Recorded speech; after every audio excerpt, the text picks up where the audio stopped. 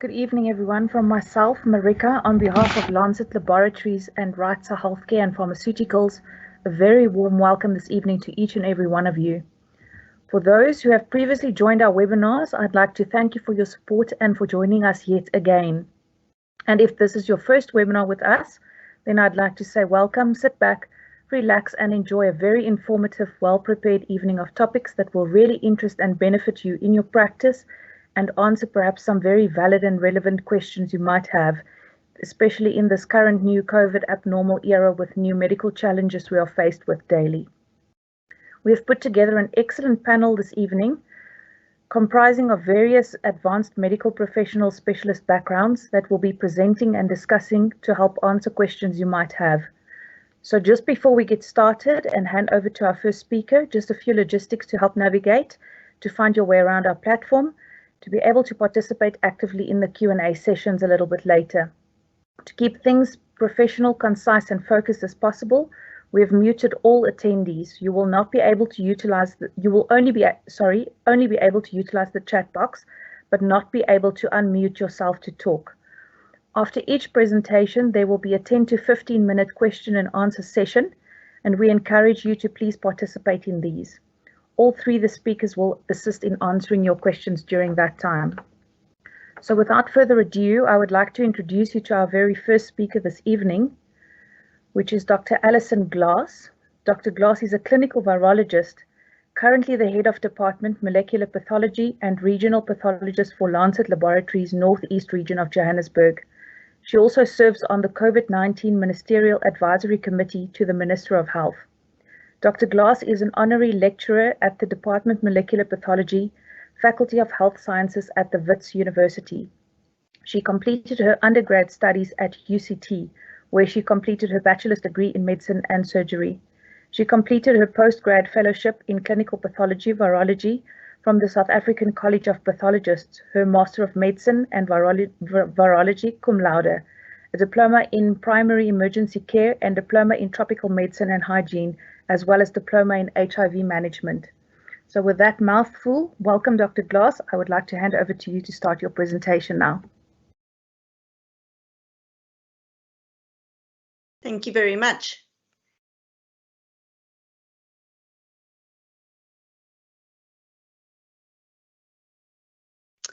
So the title of my lecture is How a Rampant Coronavirus Variant Blunts Our Immune Defenses. And I have to be upfront and acknowledge that this particular title was taken from a Nature article that was published at the end of last year, referring specifically to the Alpha variant.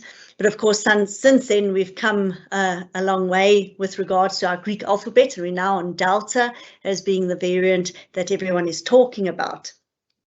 I thought I would start by seeing where we have come from. We're still seeing very high levels of viral circulation globally after 20 months of transmission and more than 208 million cases being documented. This despite an increase, although gradual increase, in vaccine coverage. We're currently at about 23.7% of the global population being fully vaccinated. We've seen just over 4 million deaths attributed to COVID-19, but this number, as we know, is likely to be higher due to underreporting. If we look at the South African situation, we've had 3 distinct waves. As you will see, this third wave is not abating as sharply as the first 2, due to a staggering that we're seeing between the different provinces, whereby, fortunately for those of us here in Gauteng, we are coming nicely out of our third wave. We're still seeing increased numbers in KZN, the Eastern Cape, Western Cape, and Northern Cape, and they have not turned yet to start having a decrease in their numbers. And this makes it a little bit difficult to make predictions around when a 4th wave might occur. We've reported just over 73,000 deaths, but we know that in South Africa, this doesn't take into account underreporting or deaths from other conditions that other than COVID, where there might have been a knock-on effect due to access of care being impacted from the strain on our healthcare services. Variants have been a buzzword since the end of last year. What exactly are variants and why do we see them emerge? Now, you may recognize this as a photo of me from about 8 years ago. This was pre-COVID. This is post the onset of COVID. Now you can see that these two people look similar. They are mostly the same, but the second one has adapted to her environment, has gained a few more wrinkles, learned some new lessons, found better ways of doing things, and definitely needs a bit more sleep. One could say that the second version is a variant of the first, minus any genetic changes, I think.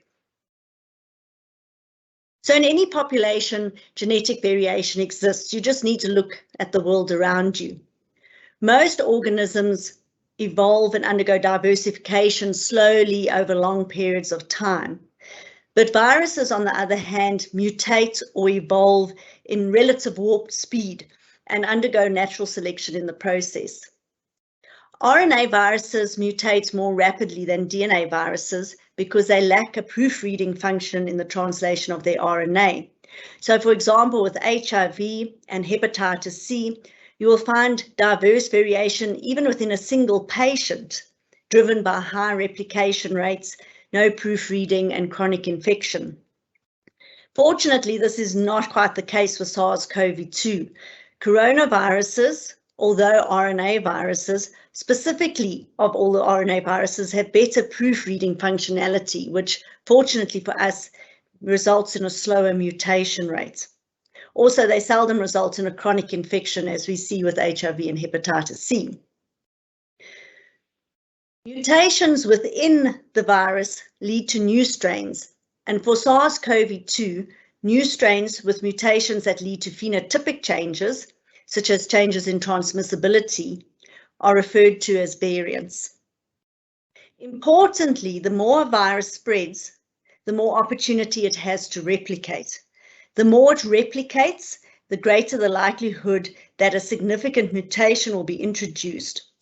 And it is this ongoing high level of transmission and replication that's a real concern with regards to SARS-CoV-2.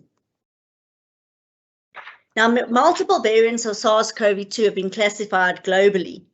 There are 3 different classifications. Variants of interest are strains that have specific mutations known to either change receptor binding, reduce neutralization by antibodies, reduce the efficacy of treatments, impact on our diagnostic tests, or increase transmissibility or disease severity. Once enough real-world data has been gathered to show that these mutations do in fact result in one of these effects, a variant of interest will be reclassified as a variant of concern. Fortunately, as yet, we do not have a variant of high consequence, which will be a variant for which there is clear evidence that our prevention measures or medical countermeasures are significantly reduced in effectiveness, and one hopes that we don't see such a variant emerging. 4 variants of concern circulating globally: Alpha, which was first identified in the United Kingdom, Beta, first identified in South Africa, Gamma, identified initially in Brazil, and Delta, which we know first was identified in India. Our variants of interest that are currently circulating are Eta, Iota, Kappa, and Lambda. And that's one of the knock-on effects of COVID-19. Being a virologist, I like to revert back to basic virology, especially when I have a captive audience, because understanding the virus is an important basis for understanding everything else. Now, I'm indebted to this particular article in Nature, which eloquently summarized the basic virology I'd been reading about for days over the past few weeks. It also provided some beautiful pictures. So as can be seen in this particular picture, it's a representation of the virus, and the virus particle is covered with spike proteins represented by the green areas, which gives the virus the crown-like appearance on electron microscopy, from which the family derives its name, Coronaviridae. The spike protein is critical for the infectious process. It is used by the virus to bind to ACE2, which is a cell surface protein found in most organs, but especially on the surface of epithelial cells in the lung and small intestine. The protein is made up of subunit S1, which contains the receptor binding domain, which is the area that binds directly to ACE2, and then a subunit S2, which facilitates viral fusion with the cell membrane.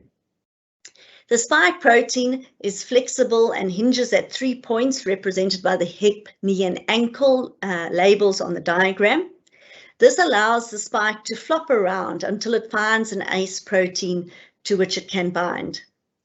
The flexibility of the spike protein also allows multiple spikes on the same virion to bind simultaneously, effectively anchoring the virus to the cell.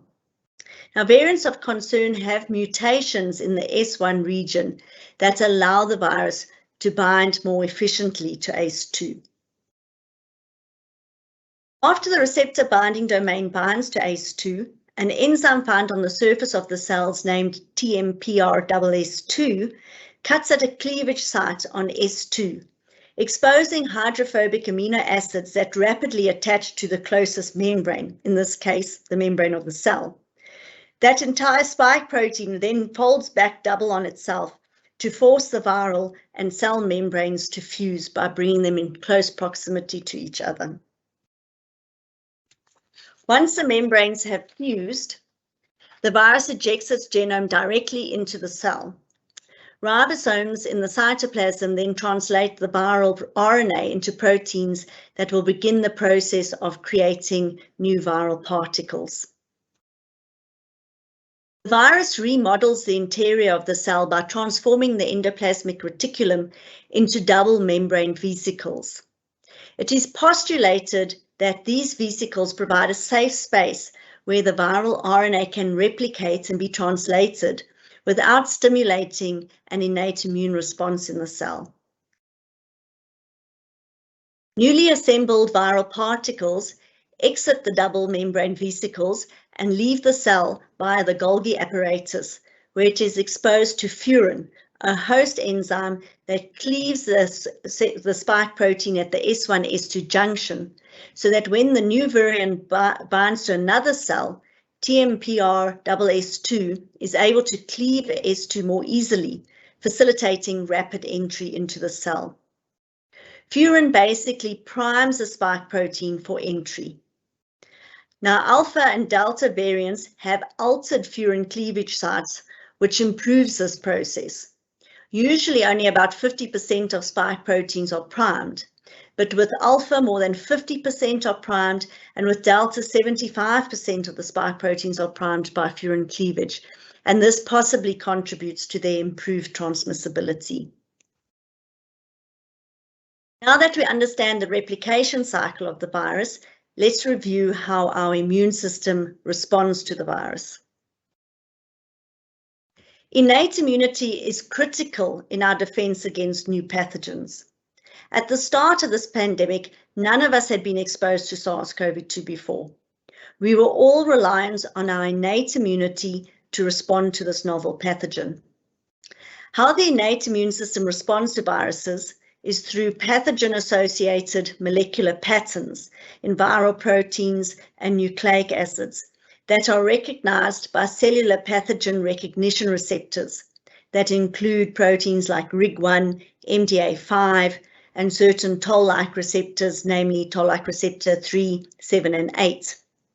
Interaction between your pathogen-associated molecular patterns and pathogen recognition receptors triggers signaling cascades that result in the activation of transcription factors that induce the production of type 1 interferons and interferon-stimulated genes and pro-inflammatory cytokines and chemokines. This induces an antiviral state. Now, normally this results in an innate antiviral response that controls infection until it is resolved by the adaptive immune response. However, some viruses elicit an aberrant or disproportional response that results in pathology. This is something that we've seen before with new strains of influenza, for example. Think back to 2009 with the introduction of H1N1, where we saw otherwise healthy young adults succumbing to florid ARDS, and with SARS-CoV-2 in the setting of severe COVID-19. For example, interleukin-6 is a pro-inflammatory cytokine. Interleukin-6 transcription is initiated after respiratory epithelium is infected by SARS-CoV-2.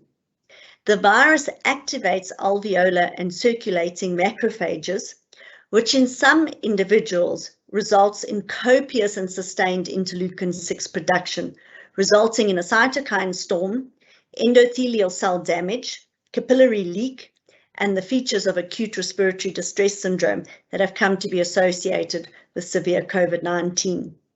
So the innate immune response is essential for dealing with the virus, but it can also be deadly in those who have an exaggerated response. So adaptive immunity is what we're aiming for. As the majority of us develop adaptive immunity from natural infection and from vaccination, we should see less and less severe cases of COVID-19 associated with exaggerated innate immune responses.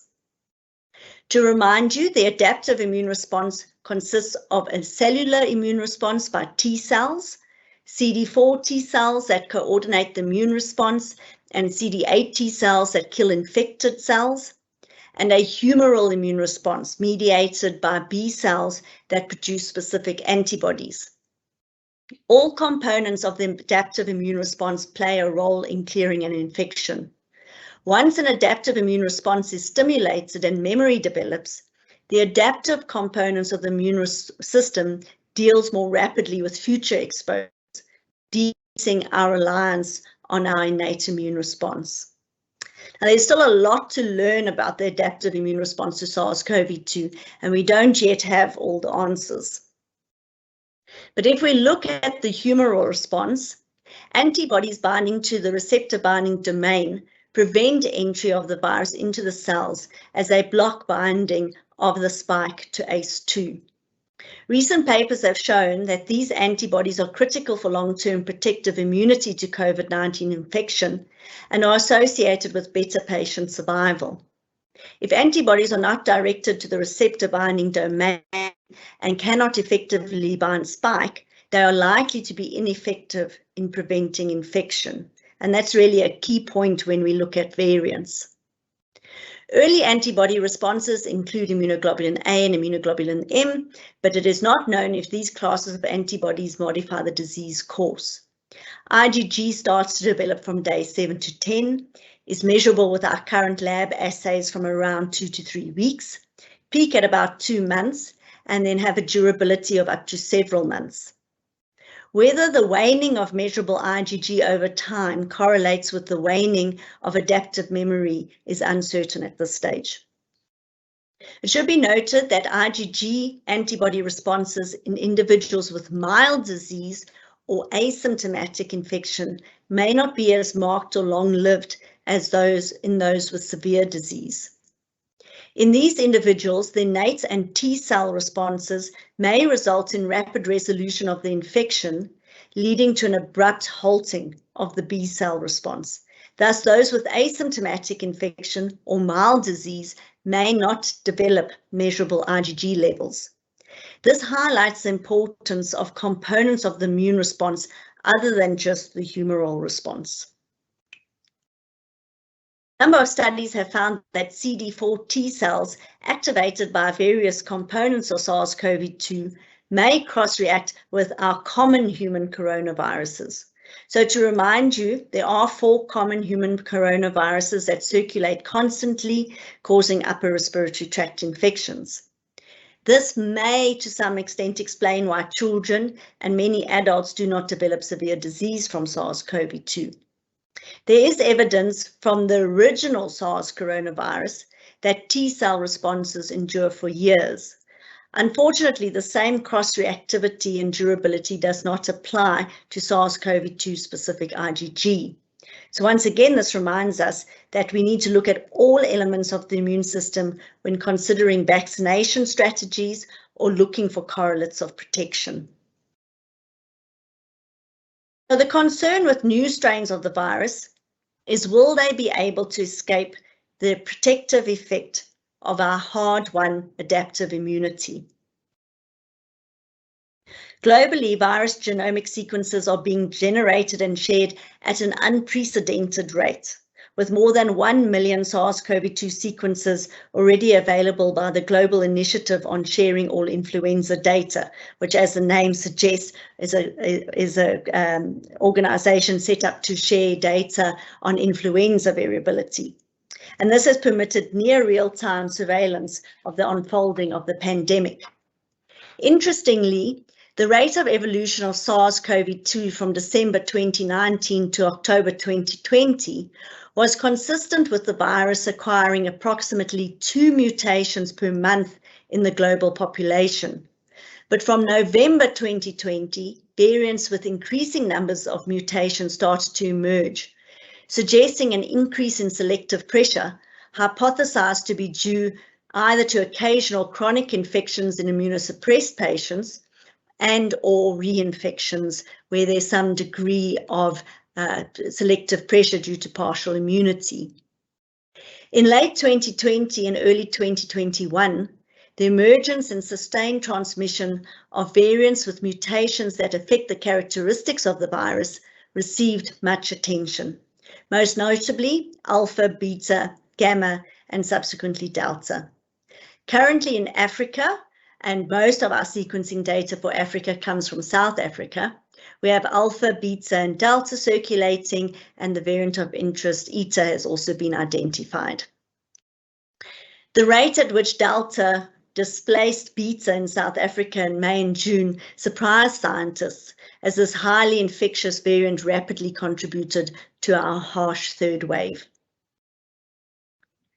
Not all mutations are beneficial to a virus, and only a small minority of mutations are expected to actually confer a fitness advantage to the virus.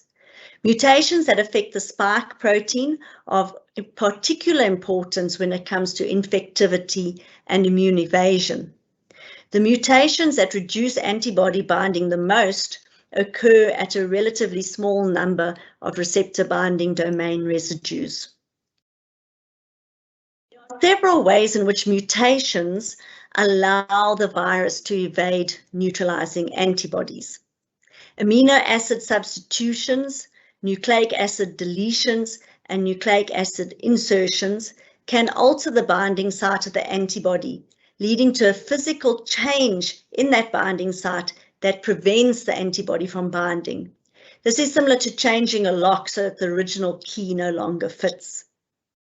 Structural changes in other parts of the spike protein can change the shape of the protein so that the antibody's binding site is displayed differently or changes in shape. An increase in sugar molecules on the spike protein may prevent the binding of antibodies, and an increase in receptor binding avidity may lead to a stronger affinity between ACE2 and the virus than between the antibody and the virus, leading to preferential binding between the receptor and the virus over antibody-virus binding. In light of these ways in which new variants can avoid neutralization by existing antibodies, what are the implications for our current vaccines? These have shown the following for each of the currently circulating variants of concern. For alpha, there's a minimal impact on neutralization by convalescent and post-vaccination sera. The main impact of alpha was about a 50% increased transmission and potential increased severity based on hospitalizations and case fatality rates. For beta, there is reduced neutralization by convalescent and post-vaccination sera with about a 50% increased transmission. Gamma is associated with reduced neutralization by convalescent and post-vaccination sera. And delta, most importantly, has increased transmissibility with a potential reduction in neutralization by post-vaccination sera. So most of the increased impact we've seen of because of Delta has been more due to the increased rate of transmission with a higher burden of disease than from its evasion of the immune response. So what are our findings from the real world? A study done in Canada reviewed the effectiveness of Pfizer, Moderna and AstraZeneca vaccines in preventing symptomatic SARS-CoV-2 infection caused by alpha, beta, gamma and delta between December 2020 and May 2021. They found that even partial vaccination was effective in reducing symptoms, hospitalization and death. One dose of Pfizer was more than 55% effective and Moderna more than 70% effective. AstraZeneca less effective, but still conferred some protection. And 2 doses provided even better protection for all three vaccines. Preliminary data from Sisonke's follow-up of healthcare workers vaccinated with a single dose of J&J, which would have included most of us who were involved in that rollout, showed an efficacy of up to 71% against hospitalization from Delta, 67% against hospitalization from Beta, and up to 96% protection against death. So the good news is, even these rapidly spreading infectious variants are a concern. The vaccine does still have an effect and should be promoted in an effort to reduce transmissions, hospitalization, and deaths. We do, however, have to remain vigilant. The slow rate of vaccine rollout provides a situation where high levels of ongoing transmission are still occurring in the setting of partial immunity. And this always carries the potential to drive the selection of a mutation that is better able to evade the adaptive immune response. Possible angles for future vaccination strategies include provision of boosters that are updated based on circulating variants. So a similar sort of strategy to what we have with influenza. And fortunately, messenger RNA vaccines are particularly amenable to being easily updated to accommodate new variants. Secondly, future vaccines should consider targeting a broader range of epitopes to stimulate a cross-reactive immune response.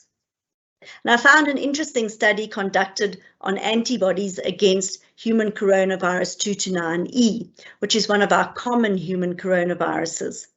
This study looked at sera collected over decades, and it suggested that the rate at which 229E escapes neutralization by human sera is several fold slower than the rate at which influenza A escapes. Sera appears to maintain neutralizing ability against circulating strains of 229E for anything from 8 to 17 years. So if SARS-CoV-2 settles into a predictable endemic pattern of transmission, we may be faced with a scenario where we require an updated booster, say every 5 to 8 years. But in the end, we know what needs to be done to slow transmission of the virus, which in turn will slow the emergence of new variants. It is what we have been advocating all along, and we need to continue to do so for a while longer. Thank you.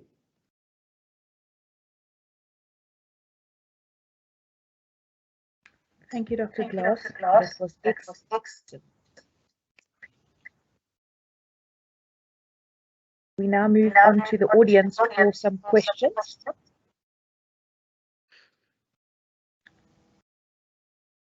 If you can please type any questions for Dr. Glass in the chat box, please.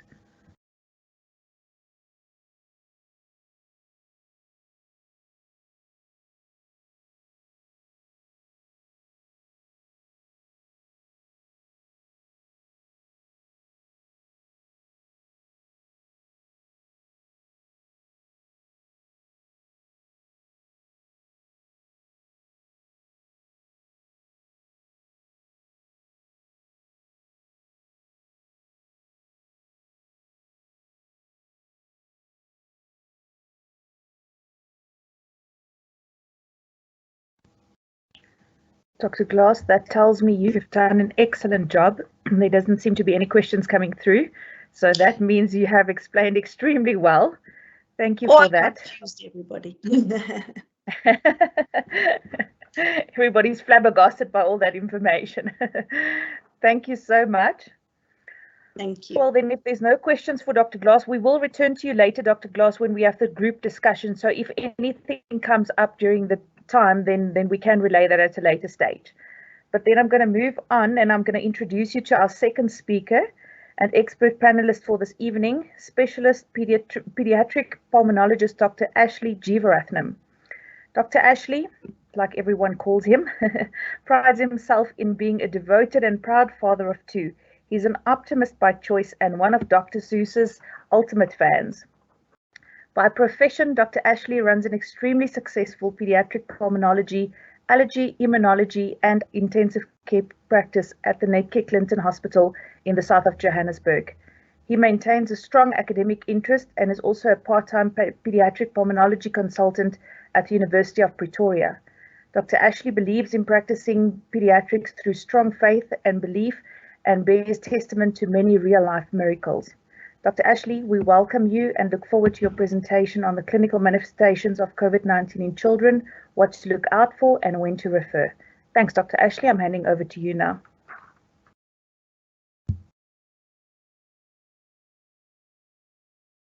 Good evening, everybody.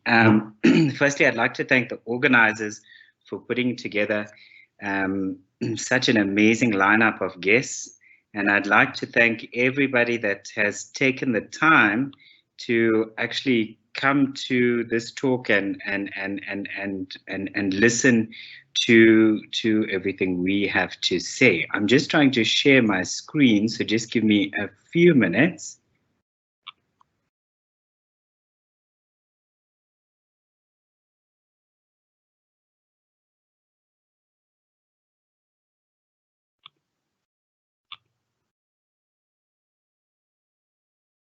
Oh, it's not allowing me to share.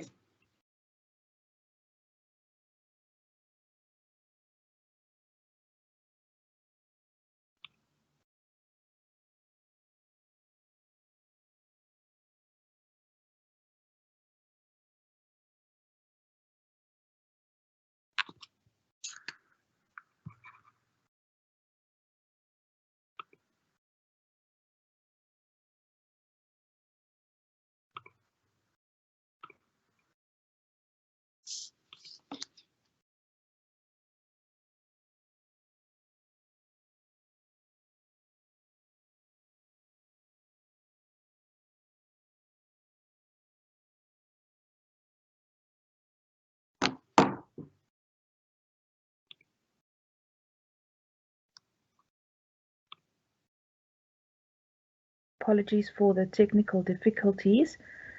Craig, if I can ask you just to assist Dr. Ashley maybe in the background.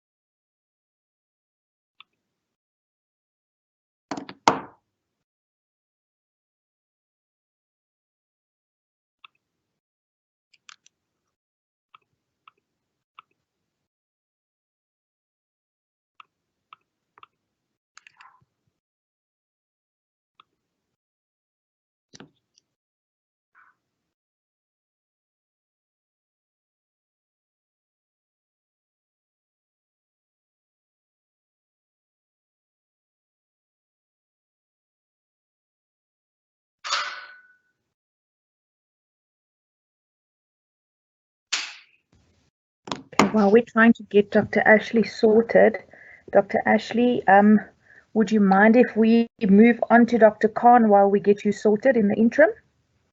Sure, please go ahead. Thank you so much. Apologies to our audience.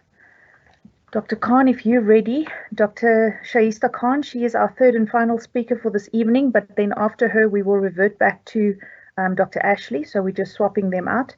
Dr. Shahista Khan is a specialist physician and ICU intensivist. Apart from being a mother of two, she's also a very active social media healthcare work advocate, very involved in wellness and awareness campaigns.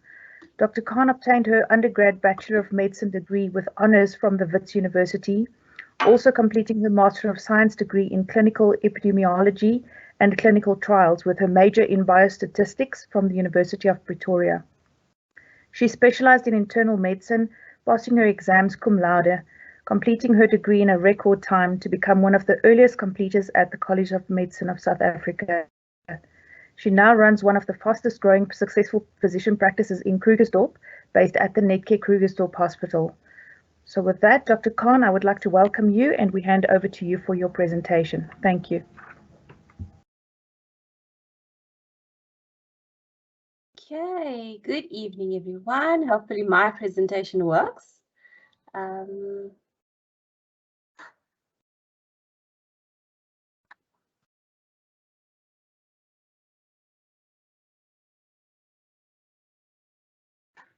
Okay, hopefully everyone can see my slides as I'm sharing them. So I thought I had a few more minutes, to just get myself mentally around it. So let's just go straight for it. I've titled it COVID-19 We Shall Overcome, and that's because I honestly do believe that we've come so far as a country, and we have not necessarily had what everyone else has at their disposal, with our health system not really ready or as large as other health systems to be able to contend with what we've just had to deal with. And I feel like as a country, we've done really well. There are things we probably could have done better, possibly our vaccine scheduling, etc.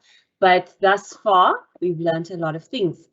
So my disclaimer, is that I set up most of the slides. I've given this presentation once before, but I have amended it yesterday with the new statistics. Okay, thank you to Lancet for having me. Okay, so around about the 5th of January 2020, there was a mysterious pneumonia outbreak with dozens of people becoming sick in China. And then about the 13th of January, the virus, which was then called the Wuhan virus, appeared outside of China with first human-to-human contact. And then around about the 12th of February, it was officially renamed coronavirus, or COVID-19. And on the 27th of February 2020, there were already more new cases outside of China than inside. And on the 5th of March 2020, we had the first case of reported COVID-19 coronavirus in South Africa. There was a case of possible MERS in December of 2019, which I feel probably was the first case of SARS COVID-19, but at that point, that was not how we were able to pick it up. Okay, so what does the COVID virus do to the body in the different parts of the body? So firstly, if we look at the lungs, which is probably one of the most dangerous places that it goes to, and definitely my reason for seeing most patients, what it does in the lungs is it causes this inflammatory response, which can become ARDS, and it causes a proteinaceous secretion to be passed into the alveoli. This increases the barrier for gaseous exchange and makes it more difficult for air to cross into or oxygen to cross into our blood. And that's the biggest problem that we see, or my biggest reason for admissions to hospital. Thereafter, you get upon this proteinaceous fluid, a secondary bacterial infection that sets in. And this is a lot of the reasons why we are needing to use so much of antibiotics. In the liver, up to half of the hospitalized patients have enzyme levels that are elevated if you do a liver function test on your patients. In the kidneys, we commonly see patients, especially once we've admitted them to ICU with COVID-19, requiring dialysis and going into complete renal failure. Intestines, biopsies reports that the virus is shown down in the gastrointestinal tract. And we know that about 20% of patients present with gastroenteritis type symptoms in conjunction with their respiratory symptoms. Some patients present only with gastrointestinal symptoms. In the brain, we have had patients with strokes, seizures, mental confusion, inflammation. And I actually had a patient with an isolated stroke to the right eye. And that was, COVID-19 associated because of the increased clotting. In the eyes, you can have a conjunctivitis, inflammation of the membranes. And in the nose, you do get a lot of patients. I mean, initially we thought you could not get, or you didn't get really upper respiratory tract infection. You do have some patients who present isolated with the sinusitis, and heart and blood vessels. It's mainly the clotting problems that occur there. We've got patients who present with myocardial infarctions, and we have had patients presenting with heart failure as well, acute heart failure. Okay. So this is just going on a little bit more about what I discussed in the lung, because as I said, that's my main reason for seeing the patients. And what happens is there's this proteinaceous thick fluid that is basically accumulating within the alveoli. You can see the decreased area for gaseous exchange. And this then creates a wonderful milieu for bacteria to come and multiply. Okay. So as of the 17th of August, which was when I took the last stats, when I last updated my slide deck, there was new cases of 10,685. So as you can see, you can easily see the 3 waves that we've had there. And I don't want to say that obviously, it's very, very subjective, but I almost felt like this last wave was worse than our first 2 waves. From a point of view of ill patients. Okay, can people not see my slides? Okay, hang on a second. I thought they could see.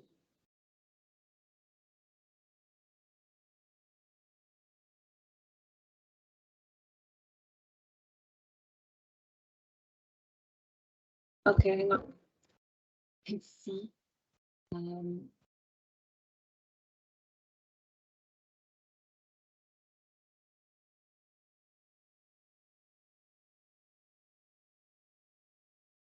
Okay, can you see now?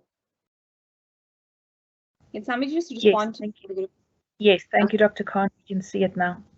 Oh, darn it, those were such pretty slides. I just want to go back to show you how beautiful these slides are. So this was the, okay, these were my slides of just the timeline. And this is a beautiful slide of the different effects that COVID has on the different parts of the body. And this is a lovely slide which depicts how COVID affects the alveoli. Okay, so this is where I was, which is a statistics slide. Okay, and yeah, so my subjective feel about the last wave was that it was much worse. It could have been because I was feeling quite tired by the time we got there after 2 waves already.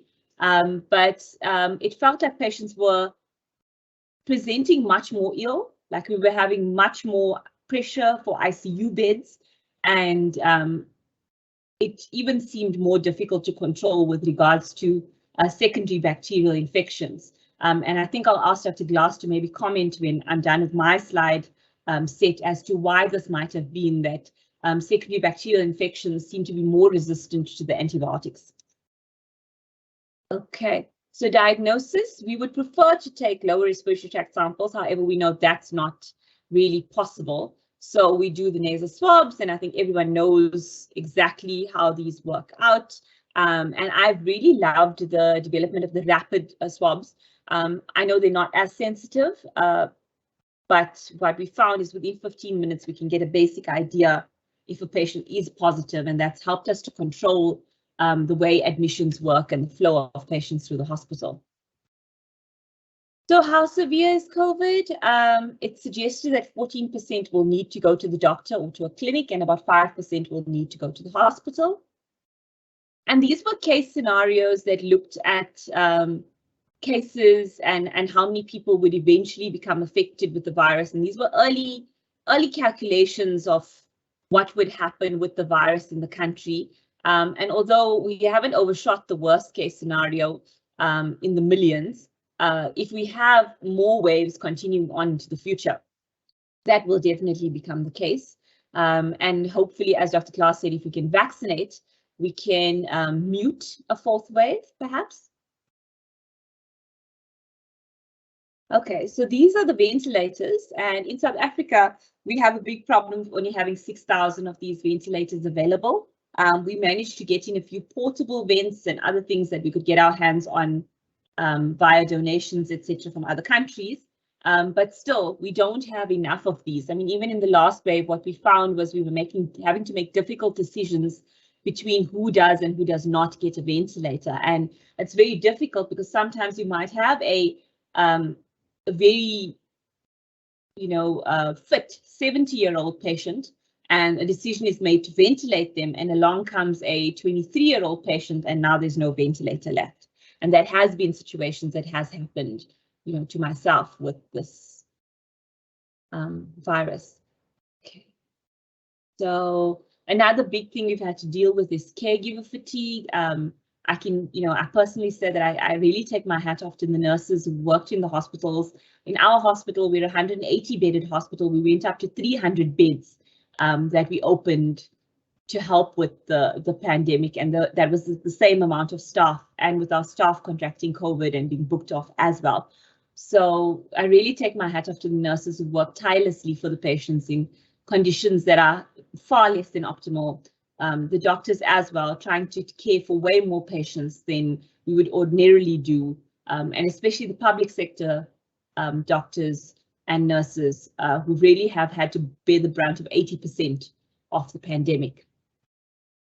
Okay, so if we look at different countries, what we can see is that we only have one doctor per 4,500 patients and one nurse per about 1,000 patients. Whereas if you look at the European Union and countries, they have one doctor per 279 patients and one nurse per 117 patients.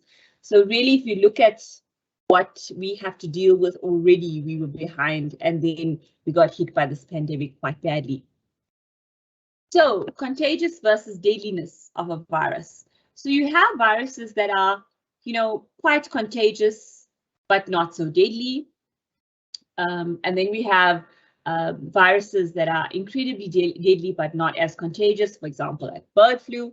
And then you have probably where COVID-19 would sit. And it is quite contagious and also quite deadly. Okay. Right. So risk factors. So in patients where there were risk factors like cardiovascular disease, diabetes, chronic respiratory disease, high blood pressure, cancer, those patients were found to have an increased mortality and a worse morbidity. What I've also found with the patients that is not documented here is obesity. So obesity is incredibly difficult on the patients who suffer from COVID-19 for many reasons. I mean, firstly, a lot of them have obstructive sleep apnea, and a lot of them already have obesity hypoventilation syndrome, which when you add to that the effect of a very respiratory heavy disease, you have quite a high mortality. And then when we intubate these patients, the weight of the chest wall itself, we find the machine has to do extra work to try and get the same amount of air in, as well as when we try to prone these patients, their abdomens are quite distended with the fat, and this decreases the ability for the lungs to move further. Okay, and then in South Africa, we also have one of the highest prevalences of HIV. So we have immune compromised patients then picking up the disease as well. And only 55% of our HIV positive patients are virally suppressed. Okay, so what should we do? Obviously, we should try to prevent, and Dr. Klaas has told us exactly how we do that. And no vaccination is better than prevention. Okay, so COVID-19, what do we use for the patients for medication? I've been using a high dose of vitamin D, about 50,000 international units weekly, and high dose vitamin C. In patients, we use about 1 gram IVI 3 times a day. With oral patients, probably are getting about 1 gram BD per os. Things that don't work: hydroxychloroquine does not work, lopinavir, ritonavir, and ivermectin has no evidence for working. Okay. Things that do work: steroids. So the steroids have actually been the mainstay of therapy. So we use dexamethasone, 8 milligrams 3 times a day, IV in hospital. If you can get dexamethasone per os, it is the steroid of choice. However, if that's not available, prednisone at 1 milligram per kilogram per day. Tocilizumab, which blocks IL-6 receptors, has been shown to help with the inflammatory storm in the inflammatory phase. And then remdesivir. So the studies showed, in the long run, not much of a difference, but what I have found is it did assist in decreasing intubation when used early with patients. Okay, ACE inhibitors and ARBs, we know that the COVID-19 virus binds to ACE receptors. However, the ACE inhibitors and their angiotensin receptor blockers have not managed to show any benefit. Home-based care, so drink plenty of fluids, keep up a healthy lifestyle, maintain a healthy diet at home. When should you consider that you can manage a patient at home? If a patient has mild disease, if their stats are greater than 95%, respiratory rate under 25, heart rate less than 120, temperature 36 to 39 degrees Celsius, mental status normal.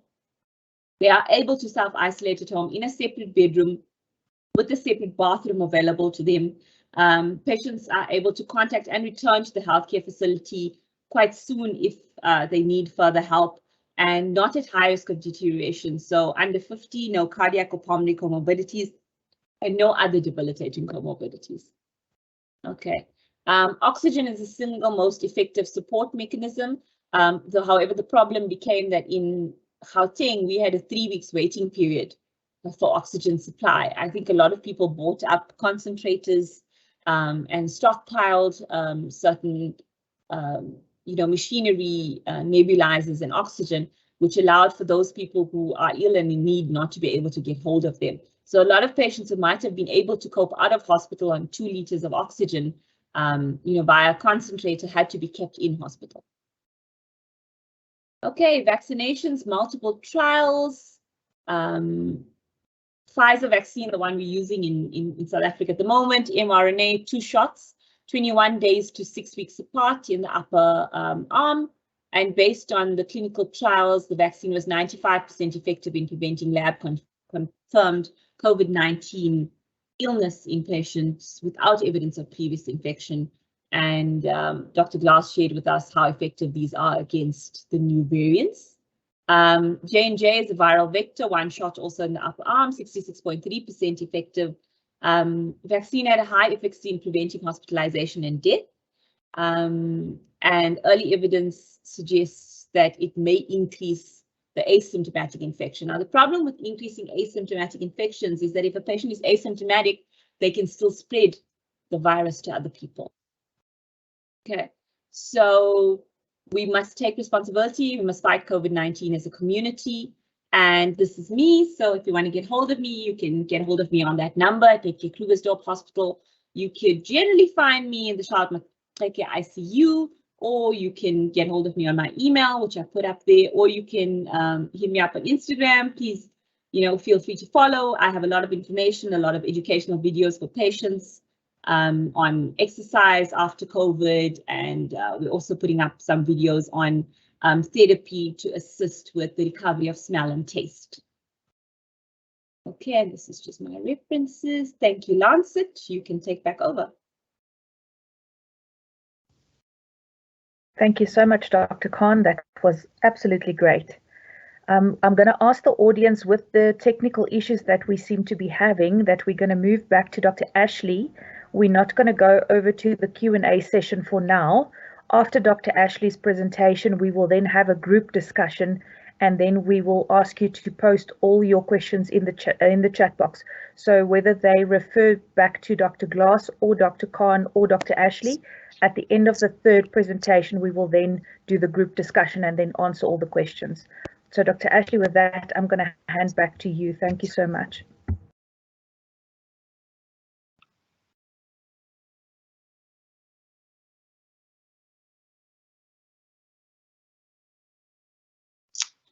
Hello, guys. I'm so sorry about what happened before. I have no idea what happened. But thank you so very much to everyone for joining these presentations. And thank you to the previous speakers for giving us such excellent talks on your topics. And you really added so much insight into COVID-19 in terms of the virology and in terms of the presentation in adults. So I'm Dr. Ashley. I work at the Netcare Clinton Hospital. And I'm going to be talking about the clinical manifestations of COVID-19 in children. And particularly, I'm going to focus on the idea of when to actually refer. So I don't have anything to declare, and I must state that all of these, the content of this talk is based on my opinion and nothing from the organizers. So what we're going to look at, and I know that Dr. Glass has went through the epidemiology very extensively, but we're going to focus on the epidemiology in children in particular. I'm going to look at who actually gets ill, and I'm going to present to you 3 cases that came to myself in terms of pictures and x-rays and what was done for these patients, and then I'll focus on the guidelines, what can be done, what are the danger signs, what to look for, and when to actually refer. So I see that the presentation has gone black again. I'm not sure why. Let's try again. Because I am sharing.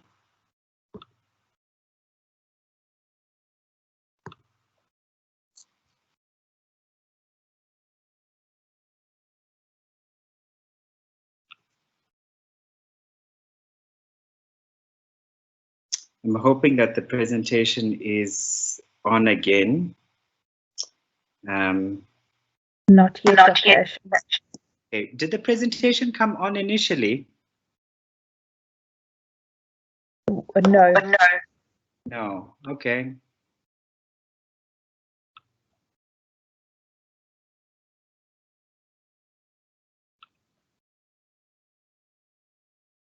Let's try this again. Let me just stop sharing and then re-share with you again.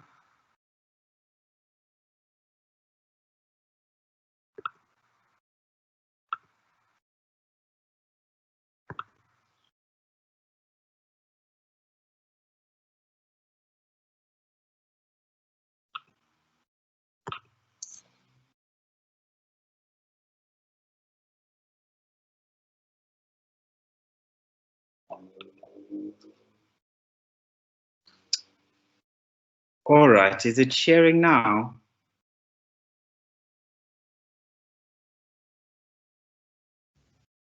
No, your screen is still showing blank, Dr. Ashley. I wonder if we could ask you maybe to leave the there we go, it's on.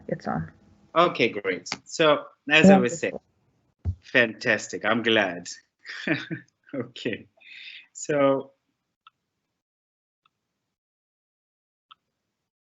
great. I'm just going to go back to where I was. So what I'm going to be looking at is a basic look at epidemiology. Now.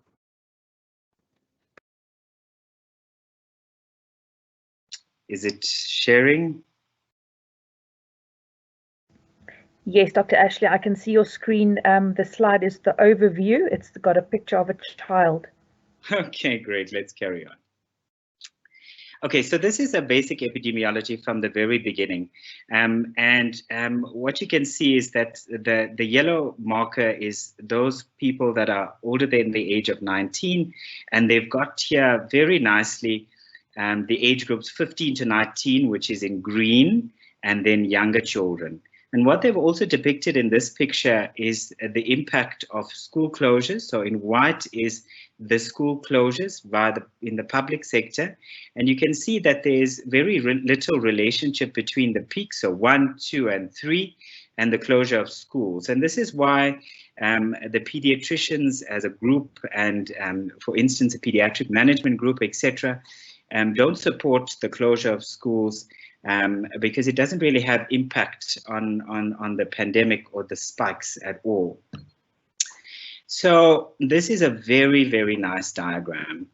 And this shows who is actually at risk. So if you look at this slide, as of 19th of June, and this puts it into real nice perspective, kids only formed 10.2% of the confirmed cases of COVID-19 and only 4.2% of all COVID-19 admissions and only 0.7% of all COVID-19 deaths. And the rates of admission were 13.2 times lower in children less than 19 years of age. So if you look, it's highest in people that are over the age of 19, so adults, and the highest rates of hospital admission were in children that were less than the year of age, as you can see there, and children between the 15 to 19 year age group. So those are the children at risk for severe disease and admission in terms of age group. So if we know that these kids only form only a small percentage of the admissions and the risk of death is so low, why then are we concerned about children? And why are we so hell-bent on finding, solutions for children that are so ill? And why is it that we are so panicked about the idea of children being ill with COVID-19?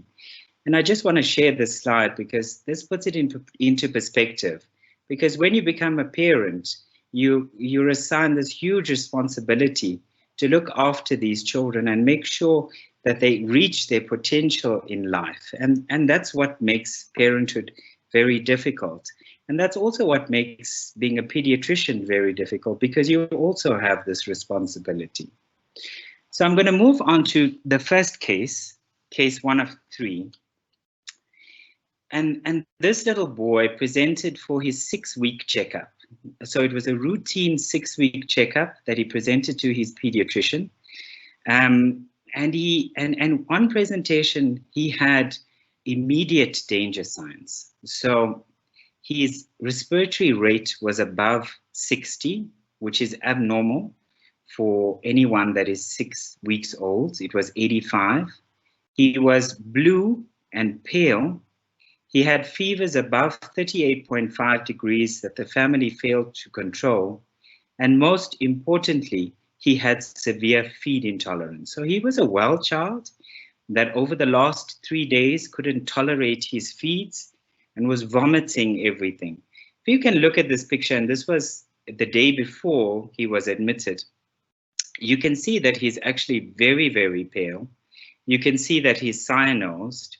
And unfortunately, I don't have a video, but he was so ill that he was head bobbing, which is a sign of severe respiratory distress, especially in this age group. And this is what his chest X-ray looked like. Now, when I was at medical school, I was so afraid of a chest X-ray, and I became a pulmonologist, which is funny. And the person that taught me about X-rays is Professor Robin Green at the University of Pretoria, and he simplified it so nicely. So I'm going to take you through this X-ray.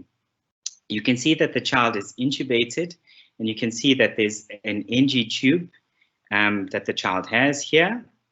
And what is of note is that, well, let's say white is bone and your heart and tissue, and black is air. And it's as simple as that. Your lungs are supposed to be black and your heart is supposed to be white. And you can see in this diagram that what's supposed to be black lungs are completely white, which means this child is very ill. So what happened? This child was immediately intubated and ventilated. He was taken to casualty and then taken up to me in pediatric ICU. He had severe ARDS with an oxygenation index of 35, despite maximum ventilation. And when I talk about maximum ventilation, I'm talking about a plateau pressure of 30, which is huge for someone that is 6 weeks old and only weighs 4.2 kgs.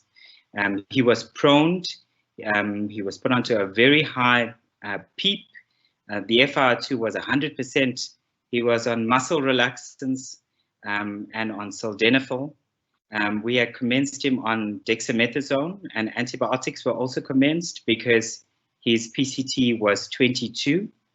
We had given a trial of remdesivir, but unfortunately he had severe liver dysfunction, so it was discontinued. Although there's no guidelines, we thought that we had nothing else to help this child, so we had considered starting some polygam, and which we did. And unfortunately, the child developed severe interstitial nephritis with a poor urine output. And as you know, when you have ARDS, fluid management is critical. And if you have a very positive fluid balance, then you have a higher mortality. ECMO was arranged for this child, but unfortunately it was a Saturday and we could not get the appropriate sized cannula. So this child remained with an OI of 35, oxygenating poorly for a good 24 hours without a possible way forward, until we decided to give him some surfactant as a temporary strategy while awaiting the ECMO. And I think that that was the game changer in this child. He showed a massive improvement after 24 hours. The ECMO was cancelled. He was ventilated for a further 7 days and then subsequently discharged a week later. So this is a huge success story. And if you remember my principles, that black in a lung is good and white in a lung is bad, you can see that his lungs have cleared up beautifully. And this was about 3 or 4 days before he was discharged. Success story. So I want to point out at this point in time, and you know, this is a clinical presentation. So let's remember, when you are dealing with a child, what are the danger signs in children with lower respiratory tract infections? So they are, and if you belong to my practice, every single parent that belongs to my practice knows these danger signs, and they present to me immediately if any of these danger signs are there. So they are fast breathing, age appropriate values, of course, and as you grow older, you breathe slower, labored breathing and use of the intercostal chest muscles. The inability to complete feeds and vomiting because you're so distressed. High fevers above 38.5 degrees that you fail to control with the appropriate amount and weight-dependent amount of analgesia, and of course cyanosis that you saw in this child. Those are features that you need to admit if you're a pediatrician and look after the child. Alternatively, please refer these patients. And this, you know, could be any viral respiratory tract infection. So let's look at the symptoms of COVID-19 in children. And they're a little different in children that are less than the age of 9 and more than the age of 9. So the most common symptoms in 63 and 60% of children are fever, cough, and shortness of breath. And different studies quote different degrees of patients with asymptomatic disease. Some studies quote that children can remain asymptomatic in up to 80 to 90% of positive cases. So that's insane. And you can see that there's a difference in terms of headache. So in children less than the age of 9, they have less incidence of headache and less incidence of loss of taste of smell as compared to older children. If we go over the outpatient management of children with COVID-19, please remember most children, 80 to 90%, will remain asymptomatic completely. All children just require symptomatic relief, and that includes antipyretics, nasal decongestants, just rehydration, and very importantly, watching for those danger signs, although rare to develop. And I think a huge part of managing these patients is alleviating the anxiety of the parents and educating them and telling them what the actual danger signs are so they aren't too panicked about it, and reassuring them and making sure they're aware that COVID-19 in children is a very mild illness. However, sometimes things are going to get bad, and these are the risk factors for severe illness in children. And Dr. Khan mentioned obesity in the adult population. It's the same for children. Chronic cardiopulmonary disease, if they're immunocompromised, either primary or secondary. And I'm talking about the major primary immune deficiencies, or if there's some sort of neurological impairment, developmental delays. And as you've seen, older teenagers and children less than the age of 1 are also more at risk. I want to stress that asthma is not a risk factor for severe illness in children. And this has been shown by a number of very good studies that children that have asthma are not at risk for severe illness. And I have a cohort of a lot of asthmatic children. Many of them are very poorly controlled. In fact, a month ago, one of my 8-year-old patients that has very severe asthma that is on LABA together with Spiriva and is also on an anti-IgE omalizumab, the biologic, she sailed through her COVID, and she was admitted 7 times in the pediatric ICU for severe uncontrolled asthma prior to starting omalizumab. But she got COVID and managed it just fine, just with a mild cough. So,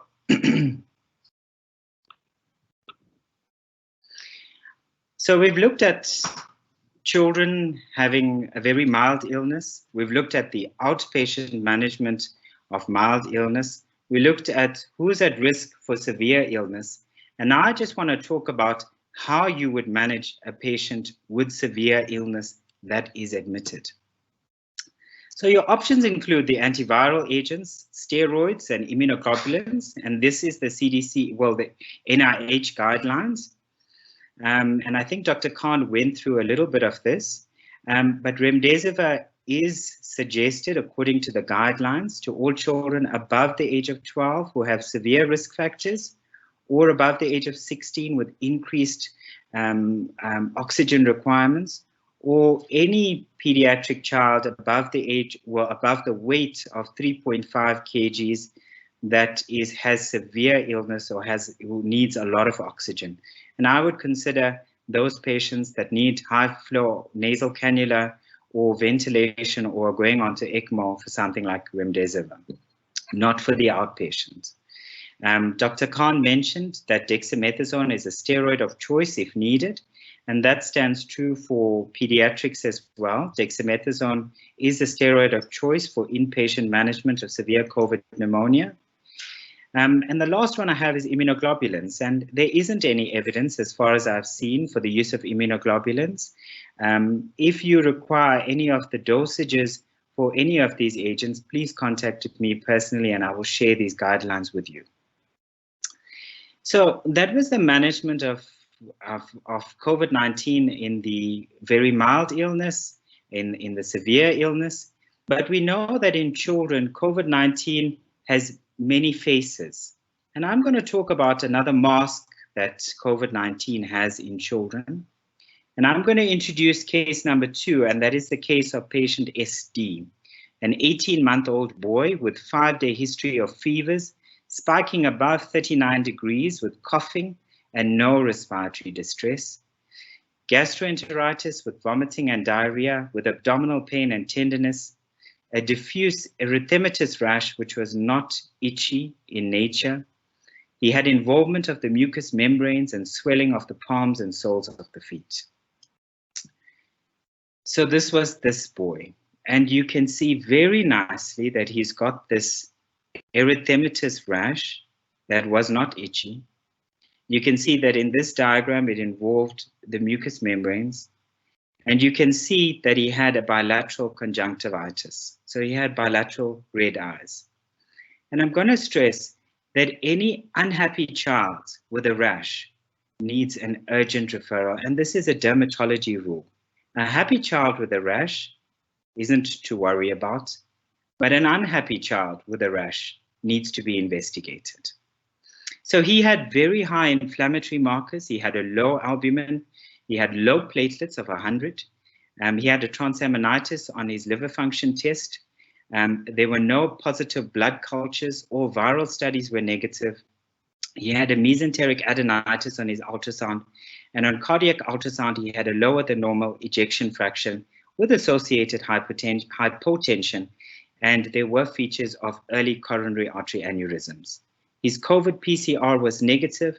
This was about a year ago. Unfortunately, serology was not available at the time. His mother was a physiotherapist, so there could have been COVID exposure in the family, and it wasn't known.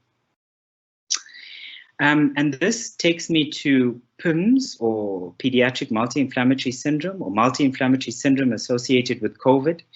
And there's, depending on where in the world you are, there's a slightly different case definition between PIMS and MIC. And I'm not going to stress the actual case definition in this presentation. I just want to say that in 100% of cases, there is fever, and there's a difference in the number of days and degrees between the two definitions. And you have a number of other features which I will go into. Importantly, there is no pathogen that is isolated. You have elevated markers of inflammation, and either a COVID PCR, antigen, or serology is positive. And PIMS, or MIC, shares many features to Kawasaki and to toxic shock syndrome.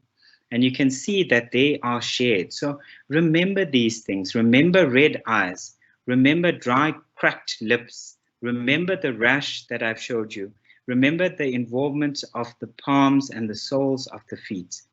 And importantly, it also shares features with toxic shock syndrome, including vomiting, diarrhea, bruising, etc. And we've learned how to manage MIC or PIMS from these cases of Kawasaki and toxic shock syndrome.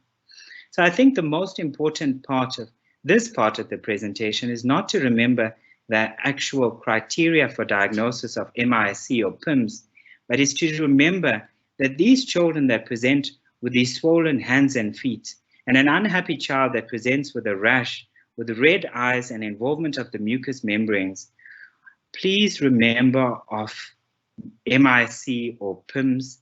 And another very, very, very important feature is any child that presents with acute abdominal pain, and an abdominal insult is a very significant marker of an MIC. In fact, there have been many cases of intussusception or appendicitis when taken to theatre, didn't actually turn out to be an appendicitis. It was actually an older child with MIC, and this has been well documented in the literature.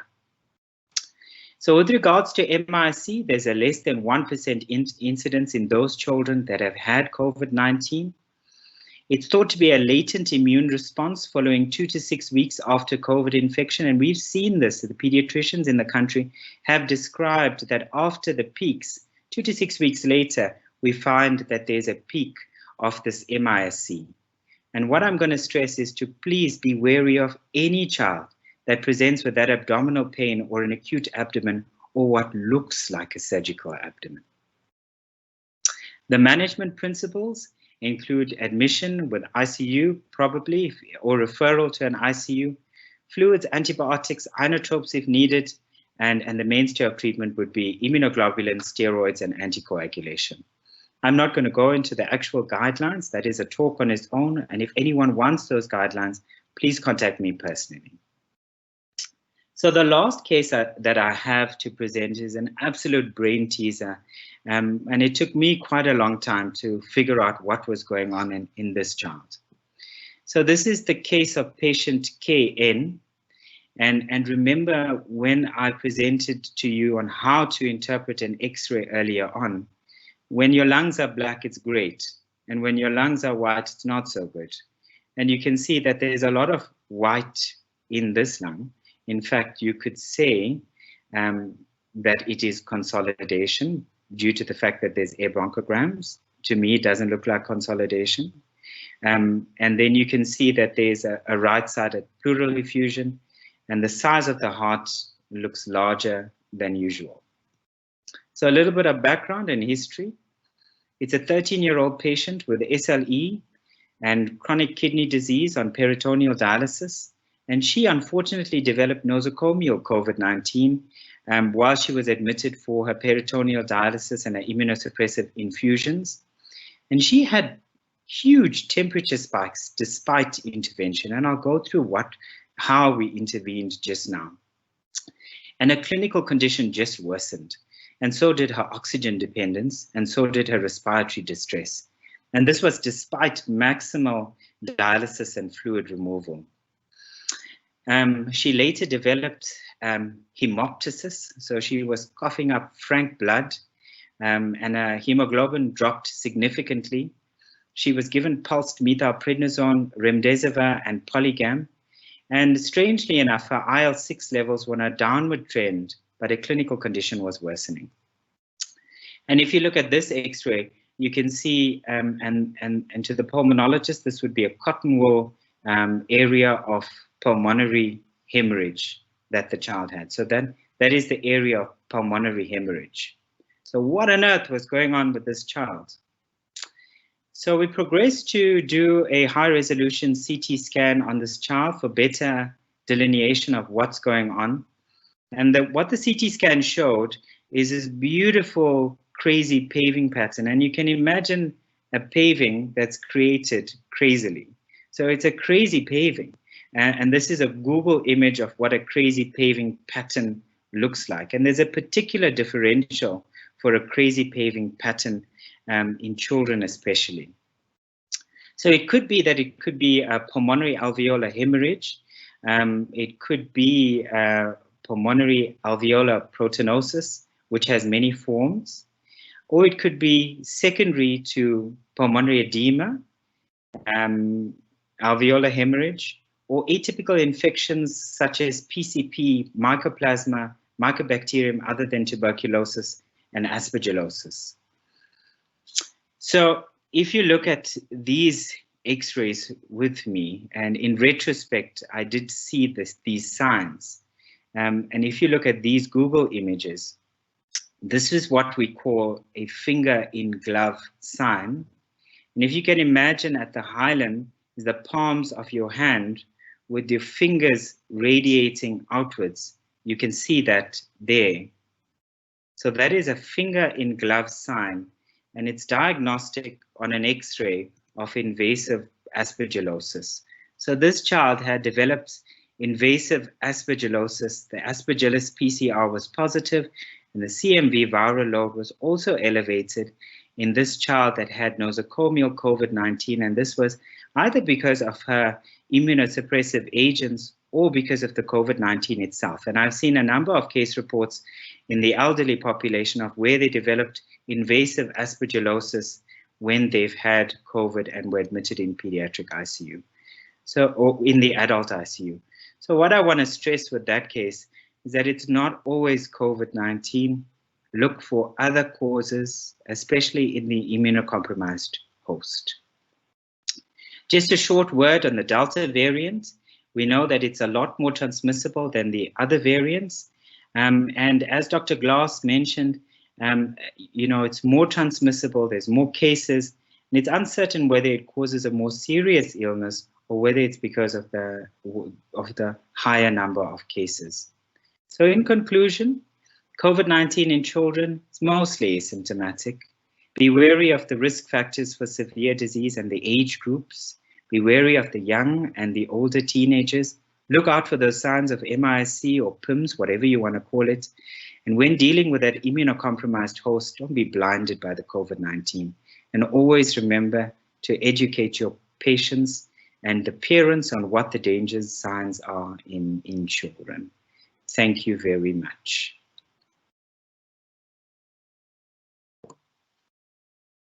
Dr. Ashley, that was absolutely great. And we thank you for putting that wonderful presentation together in such a practical manner for us to really understand how the referral process works and what to look out for. Thank you very much. We're going to ask the audience to type some more questions, and I'm going to hand over to Vunene to start relaying the questions to the speakers, and then we'll just refer the relevant question to the relevant speaker. Thanks, Nene. Thank you, Marika. So we have a few questions that some have been responded to on the chat box.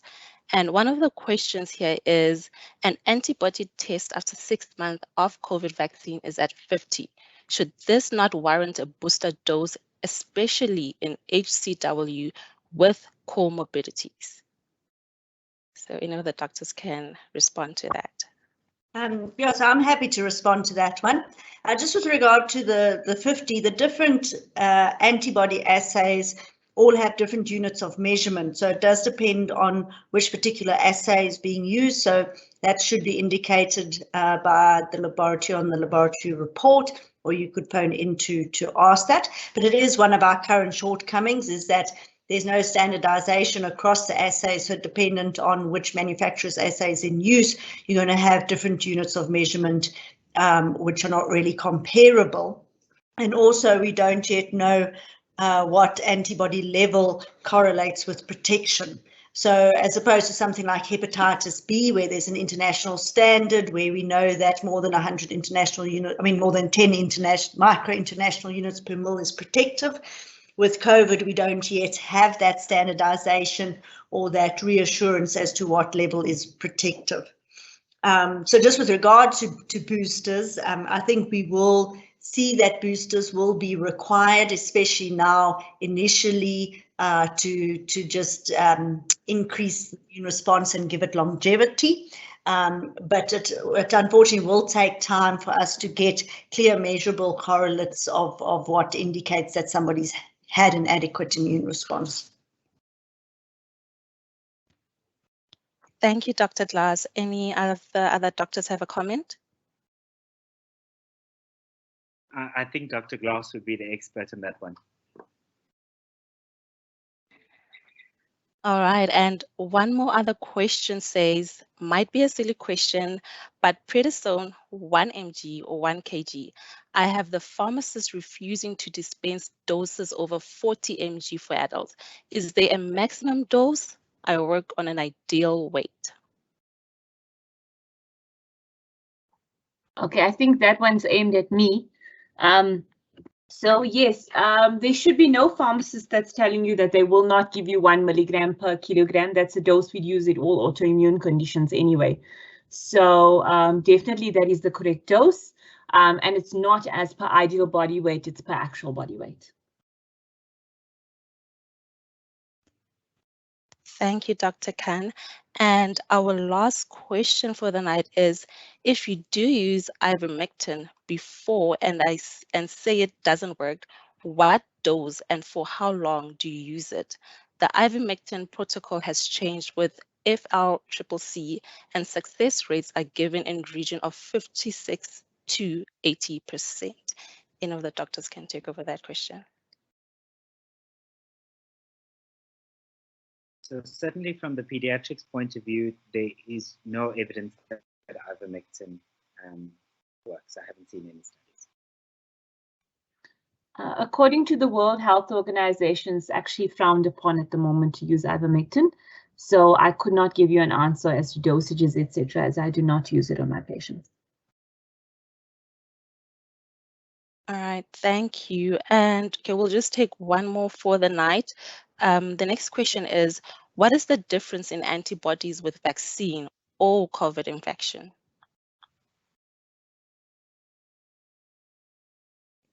So I can answer that. So with the COVID infection, you're going to get a range of antibodies being produced against different parts of the virus. With the vaccine, you're only getting antibodies against the spike protein, because that's what's in the vaccine. So just with regards to laboratory testing for antibodies, we do have an antibody assay against antibodies to the nuclear capsid, which is useful for looking for past natural infection, because you won't get those antibodies if you've been vaccinated only. And then we also have the assay for the spike antibodies, which could be positive after a natural infection or after vaccination. So with vaccination, you're going to only develop antibodies against that component of the vaccine, of the virus, which, if there's significant changes in the spike protein, could lead to reduced efficacy of your vaccine, as opposed to a natural infection where you will get antibodies against multiple components. Although, having said that, it's the antibodies against that receptor binding domain of the spike protein that has the greatest efficacy for reducing infection, and so is why that area in particular has been targeted by the vaccination.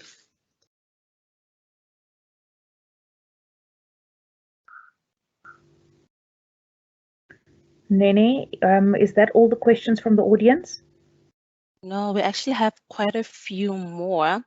There's one addressed to Dr. Ashley here. It says, Dr. Ashley, do you prescribe nibs for your outpatients and vitamin doses for the kids with vaccine, with COVID, sorry? There is no clear evidence that vitamins are needed for children with mild or asymptomatic illness at all. I only prescribe vitamins for those patients that are admitted with severe illness. There is no evidence. But if you want to give something, you can give something with zinc and vitamin C, but there is really no clear evidence because children remain well. With regards to nebulizing, I don't do nebulizing anyways. Nobody in my practice uses a nebulizer. They know very well about the deposition of particles in the pharynx as compared to the lung, and they do not waste their time. So no nebulizers. All right, thank you, Dr. Ashley. Another question here, it says, is there a higher risk in pediatric patients with diabetes for severe COVID disease? I'm not aware of that. I have seen a lot of patients that have presented with first onset DKA and they turned out to be COVID-19 positive. And there's a lot of literature at the moment about this, about diabetes and COVID-19. From the experience of the pediatric endocrinologist that works with me, he's an associate of my practice. His patients have remained well despite having COVID-19 in those that have gotten COVID-19. Those diabetic patients that have gotten COVID-19. Thank you, Dr. Ashley. Seems like we are done with the questions. If there are any questions, we will relate to the doctors privately.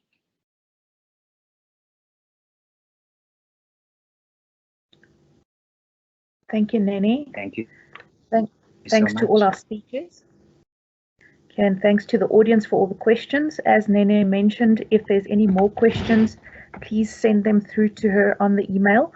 Nene, if you can just maybe post your email address in the chat box, should there be more questions, and then we can escalate them from there. Thanks. The slide is up for your attention with the email addresses. So, and I would also like to confirm that your CPD certificates for this evening's attendance will be emailed to you within about 3 weeks from this event. Please ensure that you complete the attendance register, which Nene will post in the chat box for your convenience. The Lancet Laboratories team will put the details there. Yeah, it is up on the screen as well. So if you click onto the link, it'll take you straight to the attendance register. And once you've completed this, the certificate will be emailed to you. Very importantly, please note that this webinar will also be in a recorded format after this evening, which will be then available on the Lancet Laboratory website, which is www.lancet.co.za/webinars. We have ensured that those who could not attend this evening then make their way to the website, and then they can still complete and earn their CPD points from the website. This will be available on the website 10 to 15 working days from this evening. And then I would like to humbly thank all our presenters for their magnificent, very informative presentations. Thank you for availing yourselves for this panel discussion. I think it was really, really awesome. And I think I speak on behalf of everyone if I say it was a hugely successful event, and we will definitely press on your button again to make use of you as speakers in the future as well. Thank you for Nene and her marketing team, the IT side of Craig and the guys. Thank you for availing yourselves to make this platform work.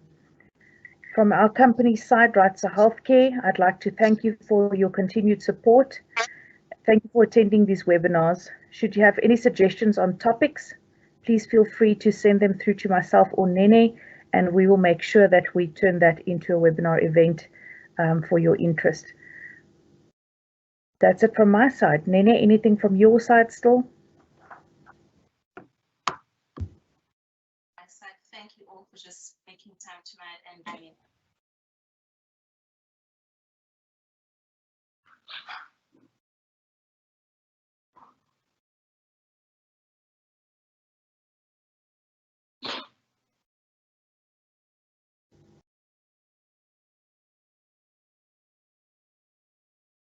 Okay, then I'd like to say thank you for joining us and hope to see you soon. That's it from my side. You are welcome to leave, and then if there's any more questions, please send them through to us.